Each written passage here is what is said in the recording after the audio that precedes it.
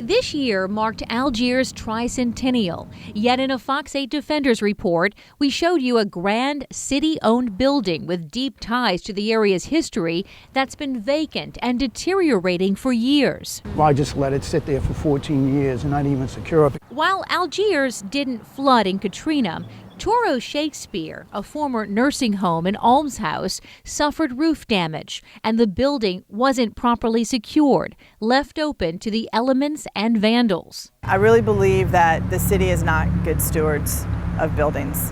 And I think that if we have an opportunity to put out a building to a potential developer, I think we should. A month after that interview, Councilmember Kristen Gislason Palmer introduced zoning changes to encourage development on the more than 7.5-acre property along General Meyer. The property's now rezoned to be developed as multifamily housing or a residential care facility, a requirement laid out decades ago by city benefactor Judah Toro, who donated money to the city for that purpose. Councilmember Palmer's office believes it'll go out to public bid in January. I would just pray, and actually have been praying, that somebody would step up to the plate and partner with the city and actually restore this. You need police, fire, EMS? When you have an emergency, most of the time you call 911 and help arrives. City of New Orleans 911, what's the address of your emergency? But one family waited hours and help never did show up. I feel like I was gonna bust open. Cause my legs swelled up that big, like I was gonna bust open. It was so tight. It was tight, real tight. Elizard Clark's pants got so tight, his niece had to physically cut them off. Worried it was something serious following a hip replacement surgery, she wanted to drive him to the hospital, but he was too afraid to bend his leg getting into her car. It was very swollen. His skin was very warm to the touch, and that was one of the things that the nurses and his doctor said, if it gets warm, bring him back to the hospital because that could be a sign of infection. Over the course of 2 hours, they called 911 4 times. Yes, ma'am. I'm showing here that we have a call for it. A unit will be to you as soon as possible, okay? The Clarks live so close to University Medical Center, they can see the hospital from their front door. It's so close and yet so far, all at the same time. Ultimately, Jeanette Clark carefully walked her uncle 1 block to a busy Canal Street.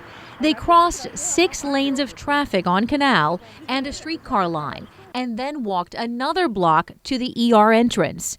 6 hours after her initial call for help, a 911 operator called back. Yes, ma'am. This is 911. We're getting ready to send somebody over there to you guys, okay? By then, doctors had already gotten the swelling to go down. The call takers know that the most critical, life-threatening calls are the ones that get responded to first. And unfortunately, there were other persons that had more dire circumstances at that time. Director of New Orleans EMS, Dr. Emily Nichols, told us they experienced a very high call volume that day. On average, roughly 10 calls every hour. Based on Mr. Clark's symptoms, he was categorized as a low-priority Code 1, a traumatic ordeal the Clark family hopes to never go through again.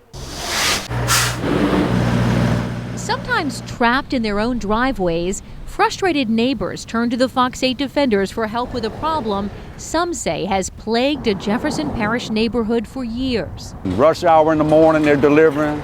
In the evening, they're blocking it up.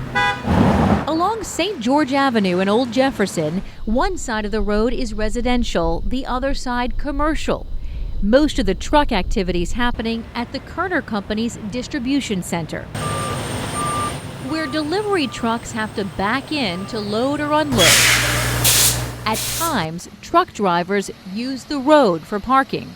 The guy's not even in his truck. He's way over there, and this girl's trying to get out of her own parking spot in her driveway. A man who works in the area shared video of a big rig parked on the residential side of the street. The driver spotted at least a block away. You're blocking off this lady in the driveway right here. Come see. Come see. See that lady over here trying to get out? We reached out to Jefferson Parish, and soon after, a JP Streets contractor started resurfacing St. George. And in this large green space, crews paved large parking driveways. A Jefferson Parish spokesperson told us this will allow trucks to get out of the way of traffic until they can unload in the bays at the business located in the area. For residents, it was an improvement.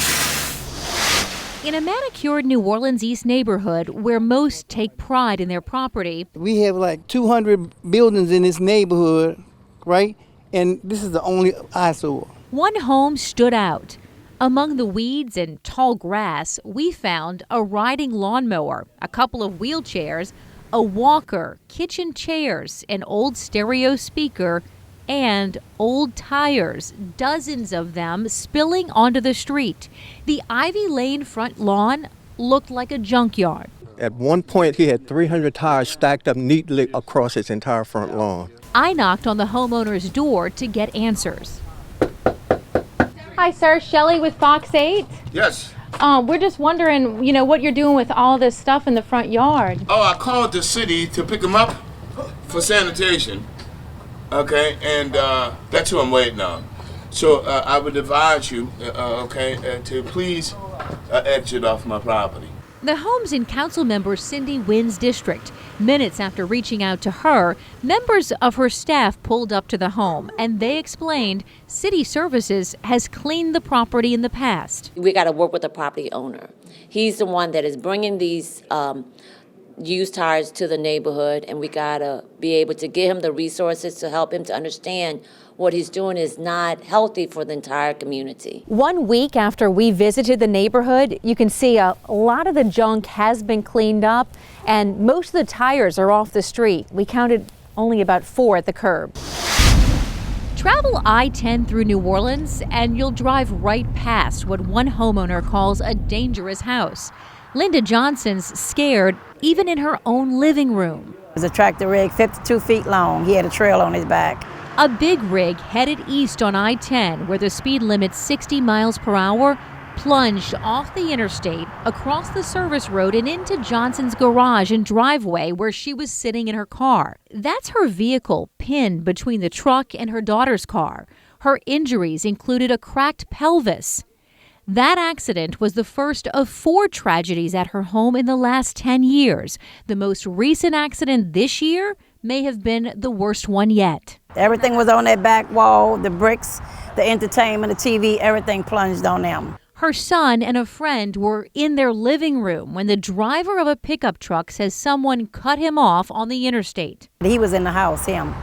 And the only thing stopped him, the gas meter pipe that comes up from the floor that grabbed the bottom of his truck. Afraid to go outside, but also afraid living in her home, she turned to the Fox 8 defenders for help, and we reached out to the State Department of Transportation and Development. More than likely, we're looking at the concrete barrier. Sound wall is nothing is off the table.